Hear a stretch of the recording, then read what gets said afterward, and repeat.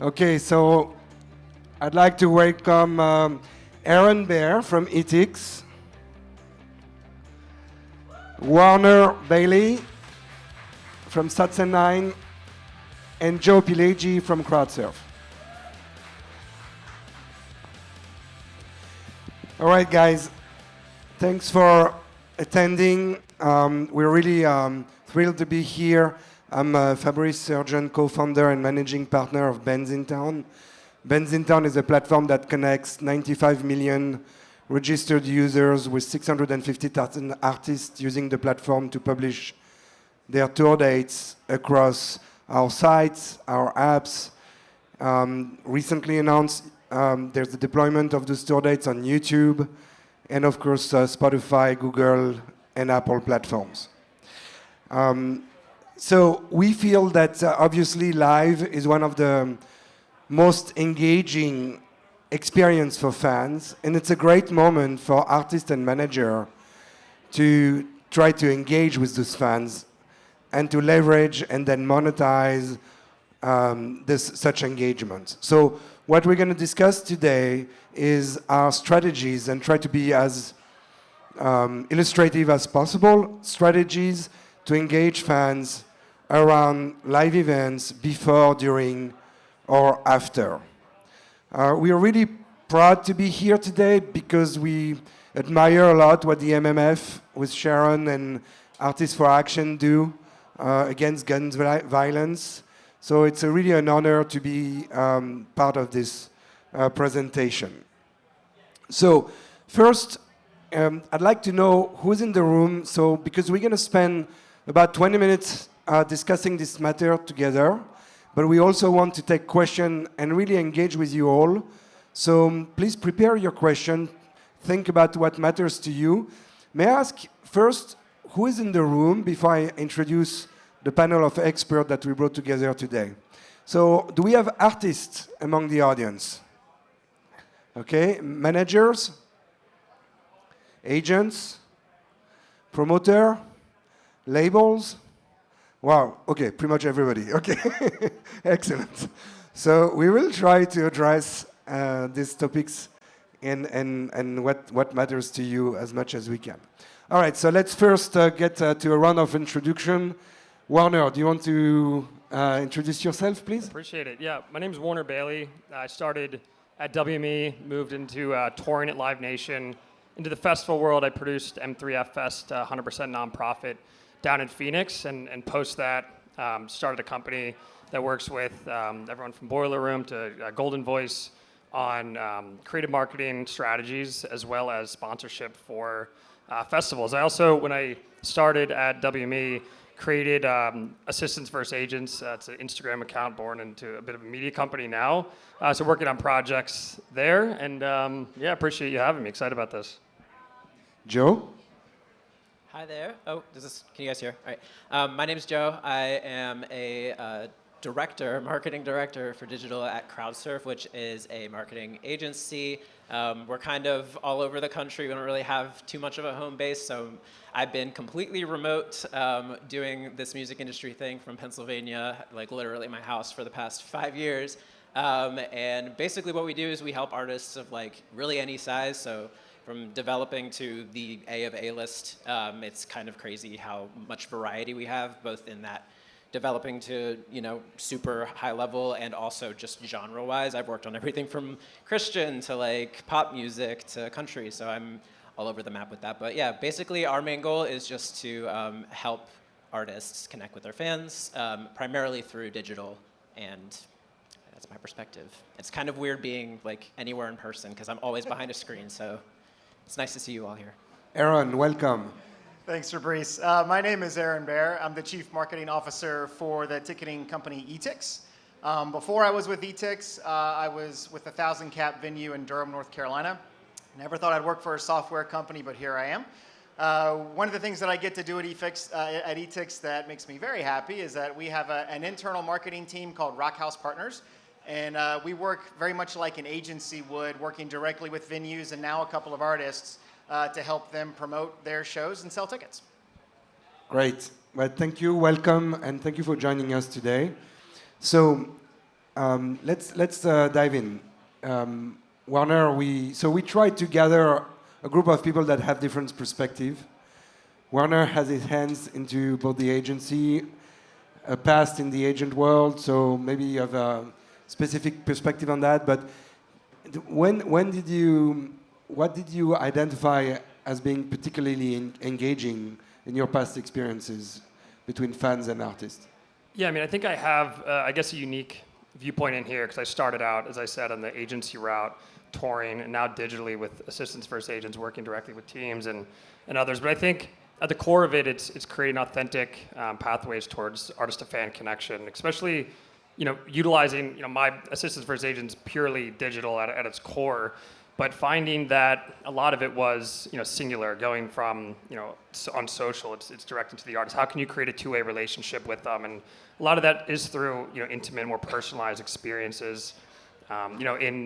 With M3F, we had about 30,000 at the festival, but we tried throughout the year to program 1,000 to 2,000 cap experiences for, call them super fans, or more of the devoted fans that we had align with brands. We had a brand who wanted to go and buy billboards around Phoenix, and we had convinced them actually to give us those funds to take over an abandoned train station down in Phoenix, program 3 artists, major artists there. And the brand bought in, gave away tickets to 2,000 fans, and we released our lineup there, and it created an experience, both on the artist side that perform and the brand that, I think validated what we thought is that, these personalized, more intimate, where you can get in front of these people versus popping a billboard up with a QR code. Or I think people are tired of being, sold on their phones. Every day you're scrolling social media, there's another ad for a show. And how can you create, I guess, a deeper relationship with the fans? I think that's a good case study on the festival world. I think there's countless, they'll talk about more the artist side, but I think the core of it is these personalized relationships that are at a deeper level than just, I guess, social or a billboard. Do you think that it's interesting? So we're talking here about the stage when you can start the engagement, right? Collect. When do you start collecting the data and start the engagement within the artist and the fan? One of the things that you just mentioned is interesting is the experience, the train station, and do you think that there's a relation between engagement and the place or the context within which the experience is happening? So did the train station help to create this feeling of being privileged?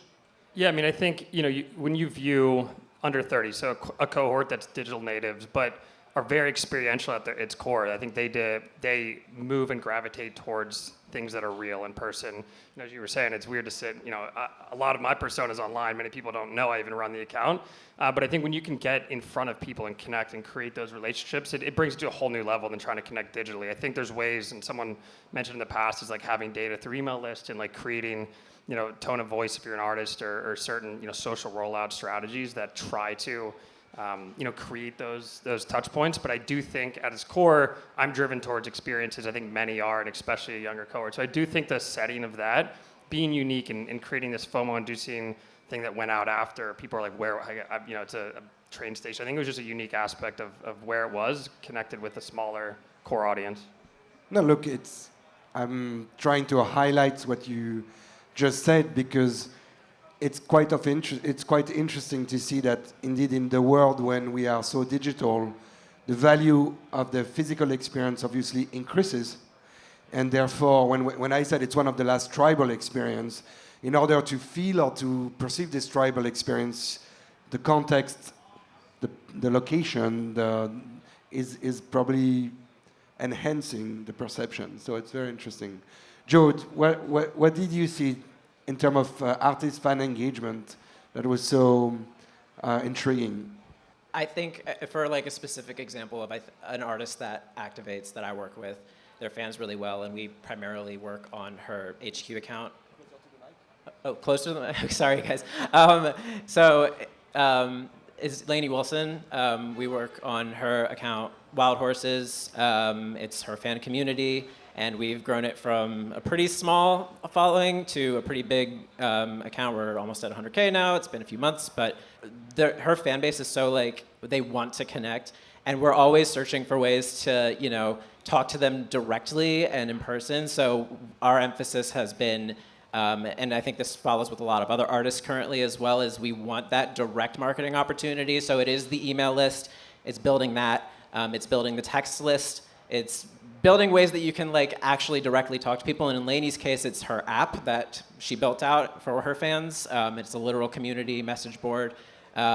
So we've been trying to basically, every time we start a tour, which happened recently, she's in the EU right now, we're always pointing fans to the app, and that allows us to capture their email. It allows us to get a download. And the way we do that is basically by saying, like, if you sign up for the app, you'll get first access to pre-sale codes, which is a very, very valuable thing for a lot of super fans, obviously, because they want to be the first to get tickets. And then also you'll have basically an increased chance to win a meet and greet at the show if you RSVP to your show, which is another thing that's very valuable to super fans. So it's continuing to just like point people to the places where we can collect their information, where we'll be able to talk to them directly and then create a strategy to like target them again in the future. And then also engage with them on the ground, which is facilitating those meet and greets at the show. We had a get-together at one of the cities where we had fans meet up who were signed up for the list, and they signed a hat for Lainey to give to her, and we posted about that, and the fans were so excited about it.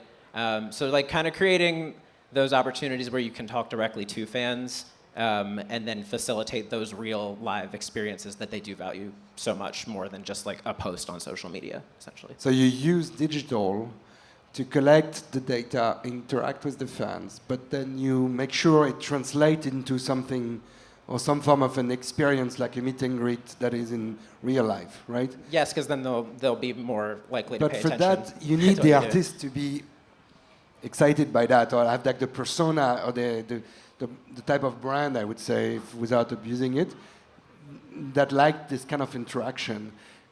How do you train, or do you pitch your artists about these things? Do you try to convince them that it matters to interact in person with the fans? There are certain artists where I think it comes more naturally, and they're more willing to do the things like the meet and greets and, you know, understand the value that like every single fan interaction has.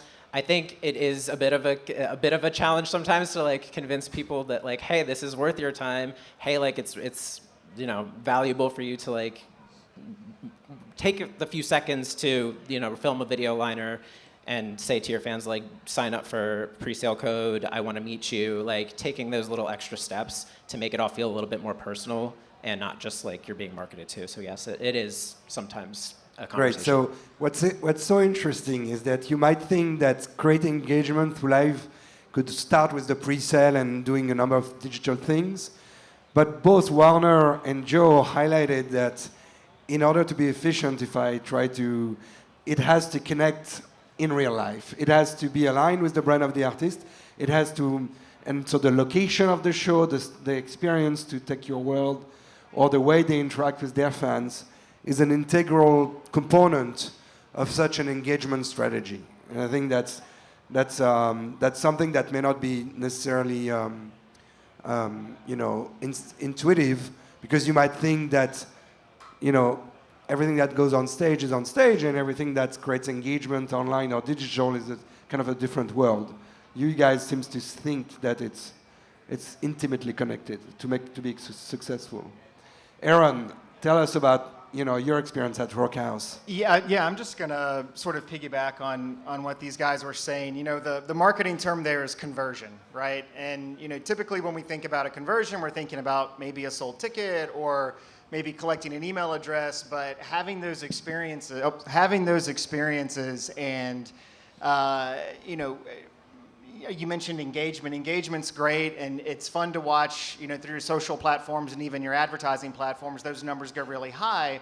But what we need, you know, are to pull people down the funnel a little bit and have that conversion. That's where those interactions come in, those real life engagements come in. And so if we're not collecting an email address, if we're not selling a ticket in that moment, we want to do everything we can to again, to use the marketing term, to pull them down funnel, and to either, you know, maybe they show up for a free event, or they get the signed hat, or whatever the case may be. But the idea is to, and I guess the secret is, right, there really is no secret. There's a lot of hustle, there's a lot of work that goes into this. Unfortunately, there aren't any shortcuts. There are a lot of good platforms out there that help, but just anything you can do with your artists or your shows just to get people to engage with the ads, but then also interact on site as well is a really big deal. So creating engagement, or at least collecting the data and essentially setting up the stage for engagement is, let's say, a necessary step, or at least an important step, as we all know anyway, in the life cycle of an artist. Now the question is, how do you maintain and also monetize such engagement? How does it translate into something more concrete than the just collecting an email? Or so, Warner, can you think of a time when you were able to build like a journey or over time with an artist that translated into a greater engagement, but not only at the time of the announcement, but down the road? Yeah, I mean, I think I'll do artists second, but I think for, personally, it was interesting. I've always worked, with artists and then taking it to assistants first agents. Like for years, it was all about building strong community and servicing those, that community with resources and an environment where they could interact. And it's grown substantially since, but there's the core idea that, it's creating that tight-knit community. And when it became time for monetization, I think there's nuanced strategies for each. Like there are artists who, I think it's really important to be playing those local showcases, to be popping up and keeping a low ticket price and doing the right things in the touring model. Or if it's merch, understanding deeply who are your fans. Are they 25-year-olds that, have not a lot of disposable income? Can we, do like hats or things like that to monetize strategies? But I think the core part of it, is data and understanding who are the people, who are your fans from an artist perspective, or, from ours, like who is the community. So when it became time, I guess, for monetization through the account, it's understanding, I don't want that burden to fall on the community or fans. So I started working a lot within the brand world, and that's how I got connected. We did a screening with Netflix where there, is a free opportunity for fans, but there's ways to monetize strategy, and it's understanding who are the fans, at the core of it, or at least the community that are supporting, and I'm creating strategies around that at its core. But if you don't know who deeply, like the data points on exactly who you're selling to or trying to sell to, I think it's going to be very hard to create an efficient plan that is going to, create excitement within the community. But what are your tricks to understand who is the audience actually, and how do you map the artist fan base? Yeah, I mean, as I said before, I think social, you fall into the trap of it being very one-way, one-dimensional. At the start, you're posting, goes up, whatever happens, happens. But I think through, my career, I think a lot of people out there chase this mythical follower count or subscriber count, and not deeply understanding that there's more important, I think, data points certainly than how many followers you have or how many subscribers or even engagement percentages. It's meeting the fans where they are. So one, we set up, I've done a lot of screenings with Netflix. We had one with Apple this morning I wasn't able to be at, but getting to actually meet fans face-to-face or people face-to-face within the community and understanding that. And then obviously there's analytics, dashboards, et cetera, if you want to go deeper, Bandsintown, others, platforms that have great data points. But I think meeting your fans, as you were saying, meet and greets, there's different pathways for interpersonal connection that I think is going to provide a deeper level of understanding who they are than any data point can. Yeah, that's fan focus group. That might not be happening too often, but that's a good trick. Joe, tell us more about building the journey and maybe upselling merch or trying to make this engagement stronger. So my personal philosophy is something that I've learned over this past 5 years of doing this, is that I feel like you have to give like almost 5 to 10 times more than you ask for something from someone. So if you are building that community where you're directly talking to your fans, whether it's through a texting service or an email service or an app or whatever the situation is, maybe it's Bandsintown, you want to make sure that you're providing things that they're going to find valuable. So whether it's exclusive content or discounts on merch, even though that is technically selling them something, it's something that they will view as valuable. Giving them opportunities to do unique in-person activations, and then you kind of ask for, if you're looking to like drop a new merch line, or ask them to like pre-order your album. So you've given multiple times, they're finding value, they're finding the connection in the messaging that you're crafting, and then they'll feel more willing to basically give when you ask for the give. And This is so important. Let's pause for a second on this, because this should be quoted on every wall of every management agent or agency. No, I'm serious. I'm not. You said that during the preparation. This is so true. And you see by the way, that's a lesson. That's a life lesson, right? If you want to receive, it's important to know how to give. But you highlight it. Can you show us? Can you highlight an example? A specific example of when we had to give more than we take. Okay, I feel like I'm trying to think of a specific example that might make sense. I work with a developing independent artist called Leanna Firestone. She is lovely, and she spends a lot of time just doing things for her fans. So whether that is like, she has a Patreon essentially, so she has her little community where she has those fans that she's talking to directly. They pay like $5 a month, I think it is.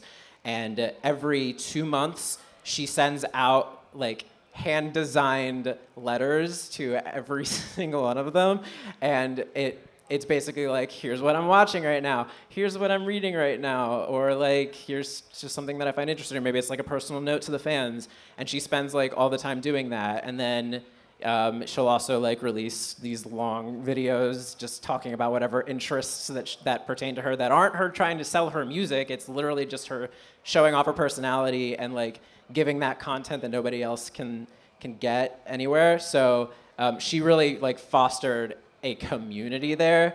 And whenever she has a new tour coming up or a new merch line dropping, like there is a group of people that will always jump on it immediately, and that's the same group of people that she's spending the time giving. That's beautiful. Actually, I saw there's an artist that gave is used to receive drawings. You make me think about that from fans, and what they do is that they repost those drawings, they scan them and repost them on social. And so because fans saw this, they decided to send more drawings, basically. And you see that on a regular basis, and it feels like that, right? They're giving, they're receiving. Aaron?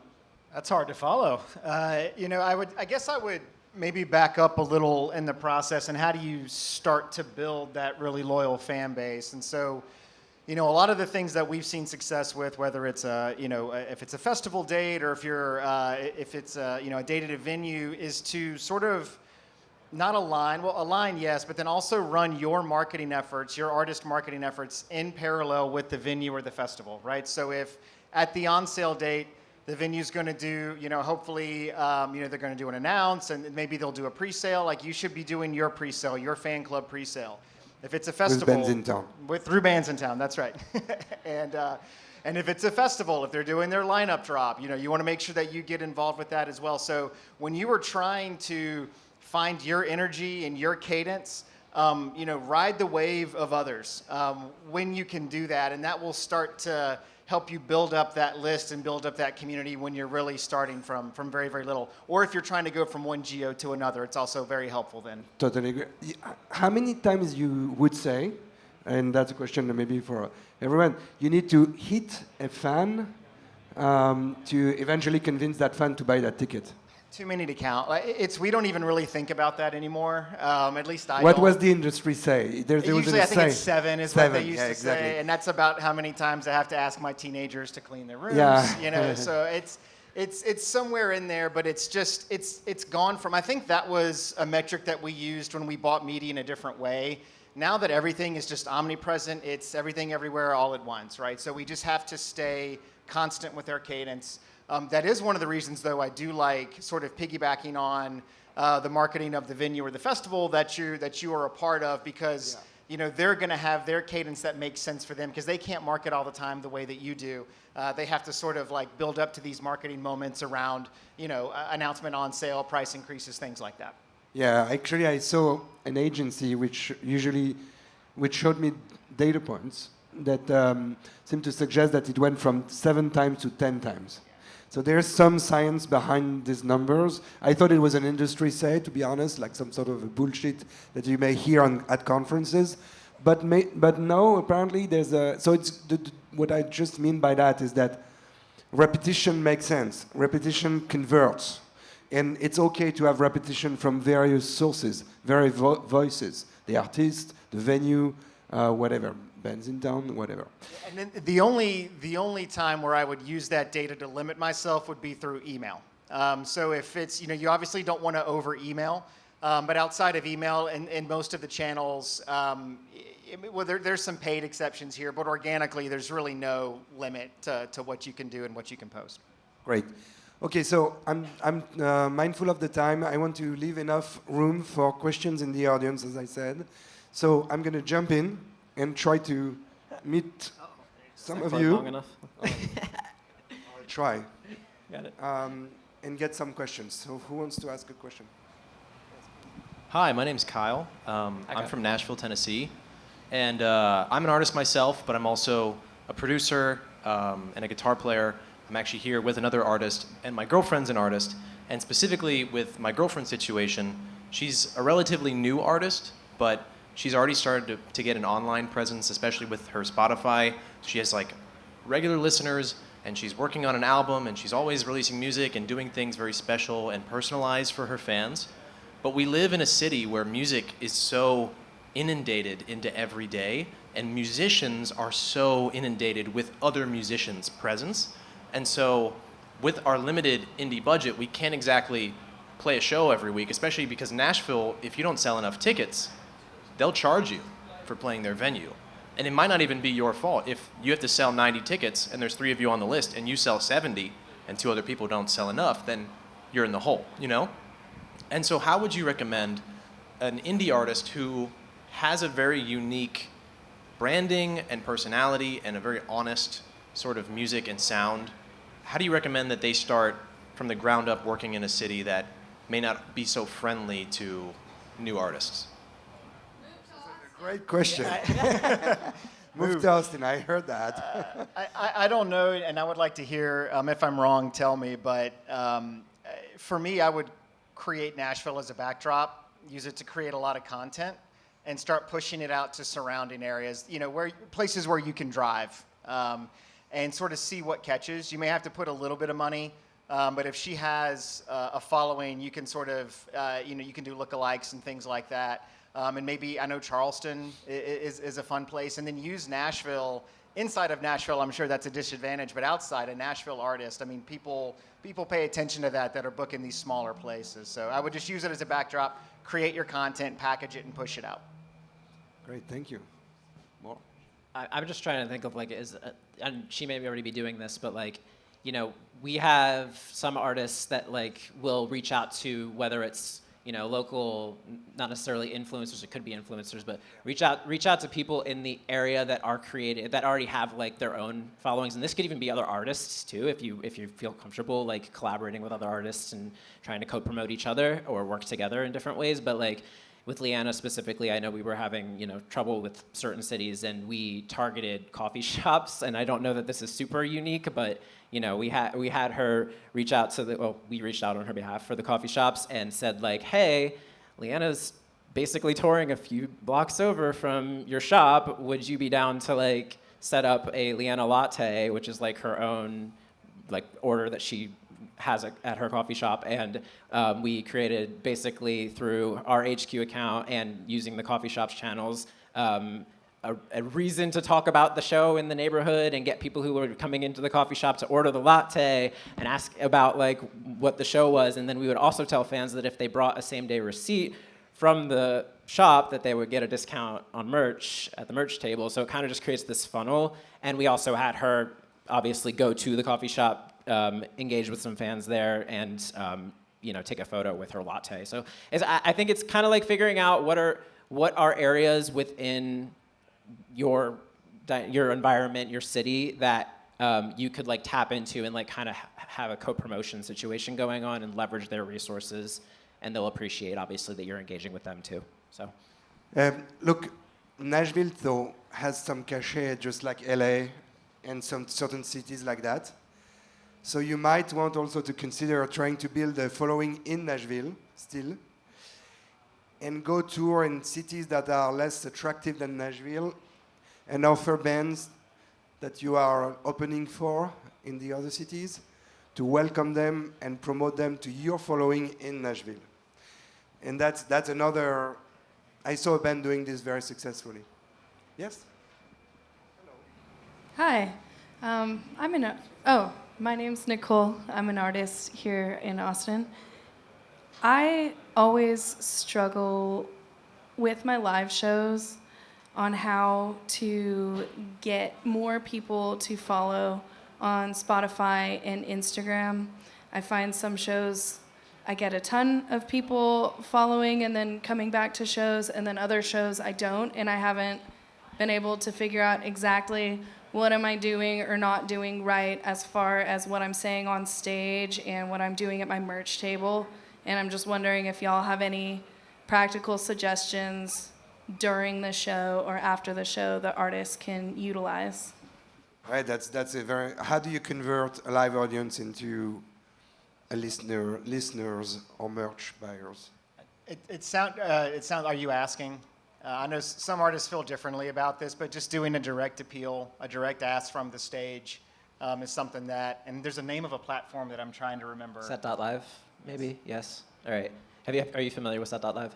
No? Okay. They're basically, if you're at a venue, they geofence the venue, and you just go to literally Set.live, and you ask your fans to do that, and then it'll basically figure out where they are, and then it'll have them give their information to you, and it'll be branded for your show. And you'll be able to collect their data through that. And typically there's some kind of you might get a chance to win, I don't know, a signed guitar after the tour. I don't know what you would be able to give away, but stuff like that. Sometimes you can even offer the meet and greet through that if people sign up, because it gives even more of an incentive, and you're asking from the stage, so it's they can't avoid it. But that allows you to, again, take their data and retarget them later and be thank you so much for coming to my show. Would love it if you followed me on Spotify, kept up with me on Instagram or whatever. I feel like asking is kind of the trick there, not being afraid to do that. So yeah. Right. Yeah, and if you have a following on Bandsintown and they RSVP to your show, you send a thank you note to the RSVPs after the show. That's smart too. That's I see that quite often and not too often. So in other words, I'm surprised to see that whenever you collect data at these shows, whether it's on a piece of paper, if people RSVP on Bandsintown, or anyhow using a platform like this, it's okay to send a thank you note. Some artists just take a screenshot of their set list, sign it with a big thank you and a big heart, and the open rate of these emails is over 100%. In other words, fans keep opening those emails. They're so happy to receive a thank you note. So yeah, that's. Any more questions? Hi. Hello. From your experience, what do you think artists get wrong the most? What one thing that could they do to improve their experience of capturing their audience and having true engagement in an authentic manner? Are you talking more? What, to collecting? What do they do wrong the most? Oh, okay. Go ahead. Yeah, I mean, I think it's a momentum play, and that's the answer here, too. I think it takes time. I think good art gets found. I think sometimes it takes time, not always, but I think being in it for the long haul and doing the little things right at the beginning, understanding that it's not going to, many times there are overnight successes because of your platforms like TikTok and others, but I think creating the building blocks early on in your career and getting 5 emails at a show and not expecting to get 100 and being okay with that and understanding collaborating with more artists and being authentic and true to yourself, those things, I think building that out early on in careers, I think can allow for a much longer runway and growth throughout a career path for an artist especially. So I think, to answer, I'm interested to hear what these guys say because they work more directly with artists, but I do think that understanding the process takes time and being very purposeful about creating those building blocks early on to have small success to create a lot of momentum, over time, I think is extremely valuable lesson for a lot of young artists. We live in an attention economy where people, you're scrolling through 3 seconds, people think that things happen overnight, but I think taking those steps early on and creating connection with your fans, starting an email list early on, and even if it's 100 people, those can be 100 super fans, they send it to one friend, you're doubled immediately. So I think momentum, understand it takes time, being patient, but also doing things early on in terms of data collection, even if it feels really small and insignificant, those things grow over time. Joe? Agree with that sentiment like wholeheartedly, because having a smaller audience relative is just as much of a curse as it is a blessing too. So it's like, if you have less people to please, then you can really pay attention to them and make them really love you, and give them all of the little extra things that you wouldn't be able to give them once you're at a level that you have so many thousands of fans you can't give everybody. I think even beyond that, also just taking the time to directly speak to your fans, not just in person, but on social. I think a lot of people think if they post the poster to their show or the ad mat to their show, then that's sufficient. A lot of times they want to see you, hear you, saying hey, I'm gonna be here, I would really love to see you. Any opportunity to get content like that, I think is really valuable, and it doesn't take that long. And we also encourage our artists to record individual liners for different venues and cities so we can give them over to the venues, and then they can post them and maybe even collaborate with us on them, and we can share them and just kind of create that relationship even further as well, because I think that it'll just snowball a little bit. So Yeah, local. Very good point. Yes. When artists tour, they sometimes say, hey, Austin, I'm so glad to be here with you tonight. That's great, but that's not enough. It's good. You were able to articulate the name of the city where you're playing, but it's not necessarily sufficient to show connection and respect to the audience. It's true for the name of the city, it's true for the culture, it could be the people, the type of audience you're dealing with. So showing interest in each market is fairly easy in the posting, to your point, the liner, the description of the show, who knows? I'm always surprised that when artists announce tour on Bandsintown, they announce tour, the name of the tour and the way it's articulated for every city is the same. It's the same template. Well, no, you could be more targeted. I came there, I was there last year. I enjoyed it so much, whatever. Make it more personal. Very true. Aaron?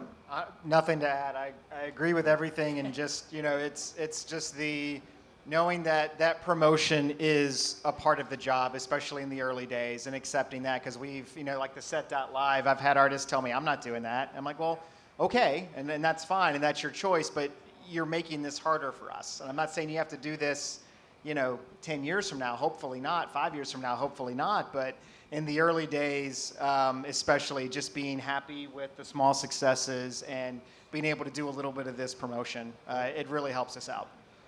I would say also get the right parameters right from the get-go. In other words, it's important to build a fan base, therefore to collect first-party data, therefore it's important to do pre-sale, it's important to size these moments when it's possible to collect this data and to start and trigger that engagement. There are certain moments, album launch, merch drops, all of the things which are pretty standard, but which needs to be